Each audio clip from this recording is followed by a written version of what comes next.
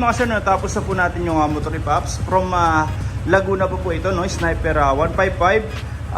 Nagpa-install ng all-in package number 16 po natin, no? Which is mini driving, PIA horn, combo lights, horn passing, horn switching, rapid horn. Ayan, tapos yung underglow lights natin, no? Sir, paupo ko na itong MDL mo. Passing light, you know. Sa passing light mga sir, kung mapapansin nyo, hindi lang po mini driving umilaw, no?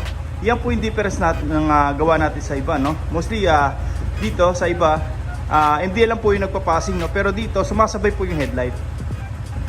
Ang maganda pa dyan mga sir, pwede pa rin tayo mag-hilo ng headlight lang separately. Pwede rin tayo mag-hilo ng MDL lang.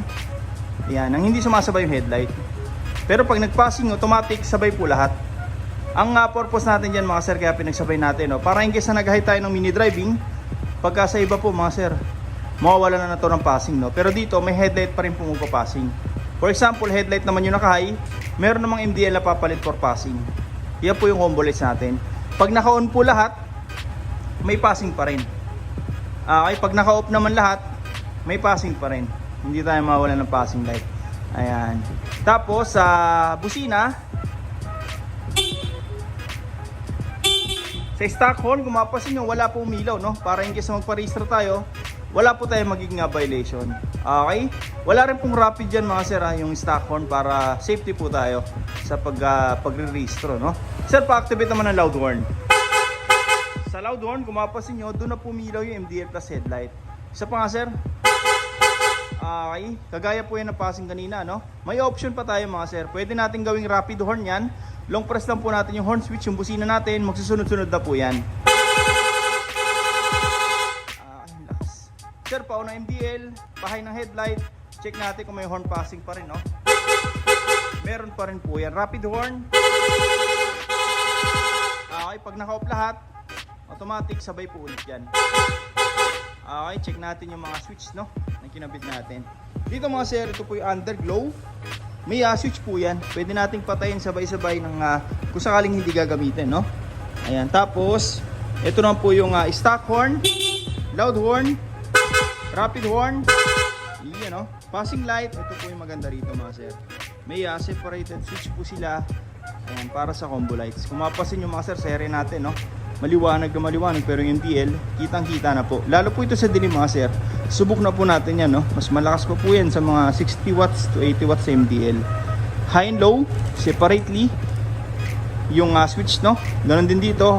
Headlight, high and low, separately. Pero pag ito po pinindot, automatic, sabay po yung headlight plus MDL. Okay, tapos nag-additional na rin sila sir ng voltmeter with charger, no? 3.0 amperes, mayroon na rin monitoring ng baterya, no? May digital meter na rin para kung sakaling nasa long ride tayo, mamonitor natin. Tapos may on-off na rin po. Ayan, hindi na tayo mangangamba na baka malobat yung mga gadget natin during rides, no? Ayan. Okay.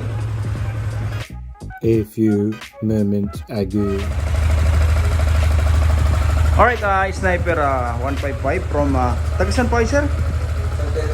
San Pedro Laguna po, no? All the way to Quezon City. Bali, dito mga sir, no? Nagpalagay po sila, Pops, ng all-in package 16 po natin, no? Which is underglow lights mula rito sa likod, engine hanggang sa harap. Ayan. May ilaw rin po tayo ilalagay rito, no? Kulay blue rin po yan. Tapos sa engine, nagbi-blink po yan. Tapos yung MDL natin, high lumens, you know. Tapos yung PIA horn, combo lights, horn passing, horn switching, rapid horn. Ayan. Check natin yung mga wirings, no, na kinabit natin. Bali, dito mga sir, naglagay po tayo ng passing switch para sa combo lights. Yan, no. Okay. Ayan. Heavy duty po yan mga sir, Tapos yung ating domino switch para sa high-low na MDL. Yan, no. Original domino switch po yan mga sir, Hindi po yan yung replica na plastic, no.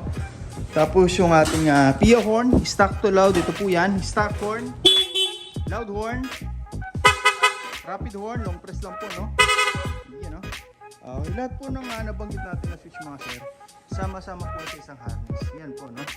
Bali, dito, gumagawa po tayo ng bagong harness, no? Para sa mga motor na dumarating dito sa shop. Dinidesign po natin, no? Kung ano po yung mga ipapalagay ng mga parts. Then, saka lang po natin gagawa ng wire harness. Hiwalay po yan sa main harness ng motor mga sir. Ayan, wala po tayong makikita mga nakasuksok po ng mga electrical wire dito, no? Lahat po yan naka-harness. Hiwalay-hiwalay po. Ayan. Hindi po siya kasama sa stock mga sir. Okay, ayan. Lahat po yan, naka-harness, pababa po.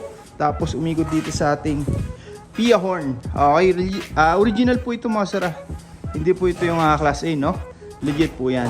Tapos yung ating switch para sa underglow. Ayan, para in case na hindi gagamitin, pwedeng patayin. Tapos nag-additional na rin sila sir ng voltmeter with charger, no? Yan, no? 3.0 amperes po yan. Fast charging na. May patayin na rin po, no? Para in case na hindi natin gagamitin, pwede nating patayin. Okay? Ayan. Tapos, lahat po ng nabanggit natin na wire, dito na po yan dumiretso. Okay, sa ating power module. Yan, no? Mapapansin nyo mga sir, marami na tayong parts na install, no?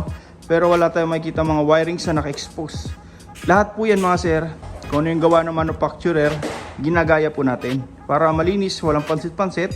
In case magpapagawa man tayo sa mga mekaniko, hindi po sila mahirapan. Wala pong mga wiring na sa gabal na pag natamaan ng tools mga sir, no? Anytime pwede masugatan pag walang balot. Dito, lahat po yan binabalot natin. Nakabalot po yan ng tape sa loob, nakabalot ng siring cable tube, then nakabalot na po ng insulator naman dito sa labas. Dito sa power module natin mga sir, denso po yan, ano? Made in Japan, kaya matibay talaga. Marami na tayong customer na ito po ang gamit, no? Hanggang ngayon mga sir, all goods pa rin, no? Ayan, dumating yung time na magkapalit sila sir ng mga parts, katulad ng busina, MDL. Hindi na po tayo mag-wirings. Kumbaga itong wirings, ito pong power module natin, naka-fix na po yan dyan.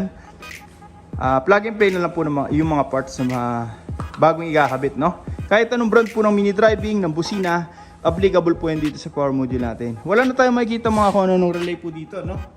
Malinis po yan. Nandito na po lahat. Denso, made in Japan, kaya subok na po natin na matibay talaga. Ayan, hanggang ilalim, wala po tayong makikita mga nakasuksok na electrical wire.